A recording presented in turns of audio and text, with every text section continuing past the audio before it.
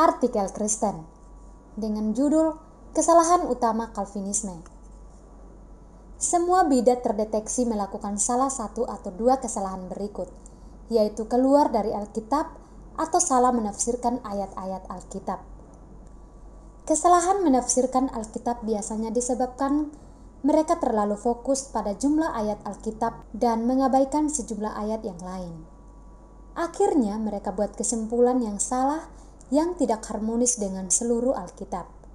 Yang pertama, masalah kedaulatan Allah. Mereka memfokus pada semua ayat yang berhubungan dengan kedaulatan Allah dan mereka mengabaikan ayat yang berhubungan dengan kemahakasihan Allah, kemahasucian Allah, dan kemahaadilan Allah. Apalagi dengan ayat-ayat yang menunjukkan kehendak bebas manusia, ini sama sekali mereka abaikan. Akhirnya, karena mereka hanya fokus pada kedaulatan Allah saja, mereka menyimpulkan bahwa segala sesuatu telah Allah tetapkan sejak kekekalan. Walau sangat pahit dan tidak masuk akal serta bertentangan dengan ayat lain dan sifat Allah, mereka terpaksa menyimpulkan bahwa semua kejahatan di muka bumi ditetapkan Allah. Kesalahan ini sangat fatal, bahkan menghujat Allah. Yang kedua, masalah Tritunggal. Kasusnya hampir sama, yaitu memfokuskan pandangan hanya pada ayat-ayat kemahahadiran dan kemahatahuan Allah. Mereka bingung dengan Allah yang terdiri dari tiga pribadi terpisah namun dengan hakikat, nature, dan keilahian yang satu dan yang sama. Mereka mengabaikan ayat-ayat yang sudah sangat jelas menyatakan bahwa saat Yesus hidup di bumi, Sang Bapa ada di sorga, bahkan saat penciptaan manusia minimal ada dua pribadi Allah saling bercakap. Kejadian pasal 1 ayat 26 berfirmanlah Allah, baiklah kita menjadikan manusia menurut gambar dan rupa kita, supaya mereka berkuasa atas ikan-ikan di laut dan burung-burung di udara, dan atas ternak dan atas seluruh bumi dan atas segala binatang melata yang merayap di bumi. Orang yang paling tak berhikmat sekalipun bisa mengerti bahwa di situ sekurang-kurangnya ada dua pribadi terpisah yang sedang berbicara. Yohanes pasal 20 ayat 17, kata Yesus kepadanya, "Janganlah engkau memegang aku, sebab aku belum pergi kepada Bapa, tetapi pergilah kepada saudara-saudaraku dan katakanlah kepada mereka bahwa sekarang aku akan pergi kepada Bapakku dan Bapamu, kepada Allahku dan Allahmu."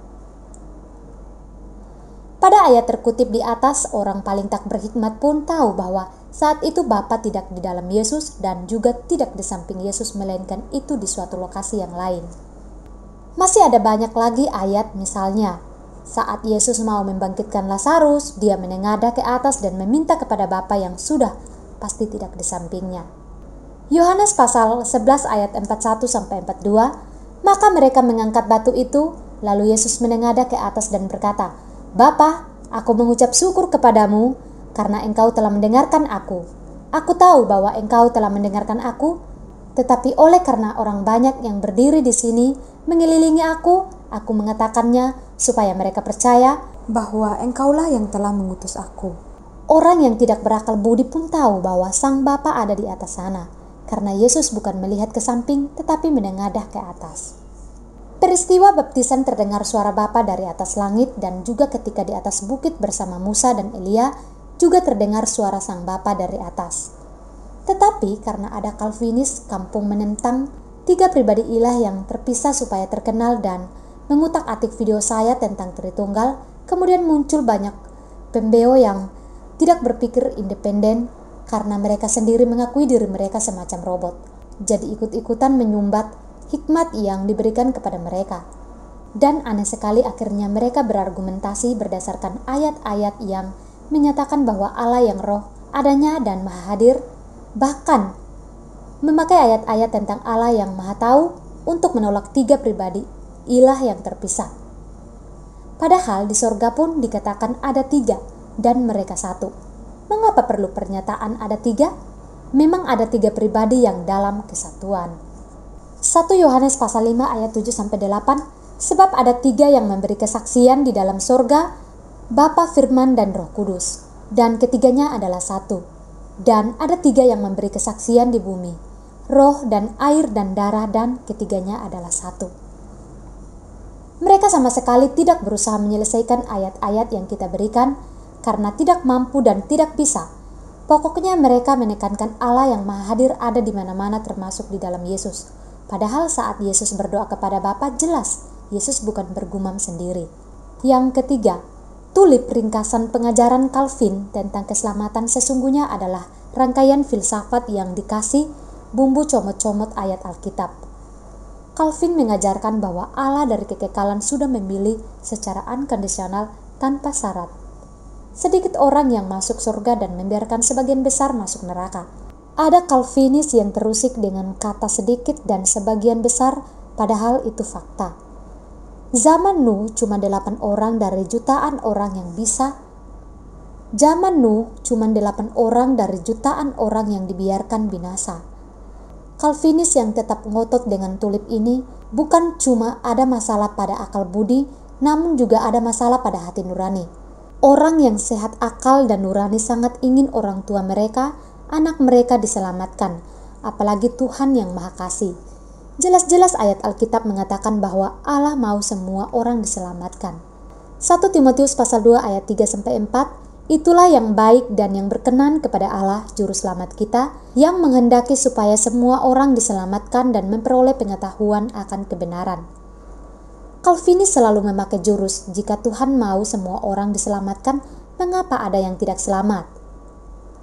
Kita menjawab mereka, karena Tuhan menuntut iman untuk diselamatkan, maka yang tidak beriman tidak bisa selamat. Calvinis masih ada jurus lain lagi, kata mereka. Kalau begitu berarti Allah gagal, kurang berdaulat, karena ada keinginannya yang tidak tercapai. Kita menjawab, dari ayat Alkitab bukan filsafat, bahkan Yesus Kristus mau mengayomi penduduk Yerusalem. Ternyata tidak sukses, karena orang Yerusalem tidak mau. Dalam banyak kasus, misalnya kasus 10 pengintai yang tak mau masuk Kanaan, Tuhan tidak memakai kedaulatannya memaksa mereka masuk. Tuhan menciptakan manusia yang berpikir sendiri dan mengambil keputusan dengan bebas. Sama sekali bukan Tuhan gagal, tetapi karena ketetapan Tuhan bahwa Tuhan tidak memakai kekuasaannya untuk overrule keputusan hati manusia. Yang keempat, doktrin gereja dan prakteknya. Doktrin gereja eklesiologi dari John Calvin tidak sesuai Alkitab. Dia terpengaruh oleh Agustinus, penulis buku The City of God, dan karena buku ini telah membuat Calvin ingin menjadikan kota Geneva sebagai The City of God. Yang keempat, doktrin gereja dan prakteknya. Doktrin gereja eklesiologi dari John Calvin tidak sesuai Alkitab. Dia terpengaruh oleh Agustinus, penulis buku The City of God, dan karena buku ini telah membuat Calvin ingin menjadikan kota Geneva sebagai The City of God. Sebuah teokrasi.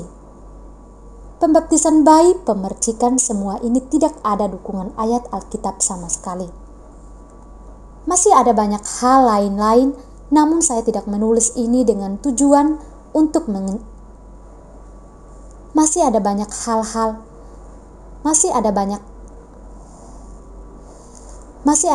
hal lain-lain, namun saya tidak menulis ini dengan tujuan untuk menjelekan, melainkan agar orang-orang yang cinta kebenaran bisa melepaskan ajaran yang salah dan mencari serta memegang ajaran yang benar untuk diimani. Karena ketika kita mengimani suatu pengajaran sebagai kebenaran yang paling benar, kita akan berani mati demi keyakinan kita. Itulah yang sudah dilakukan oleh para Anabaptis ribuan tahun lamanya.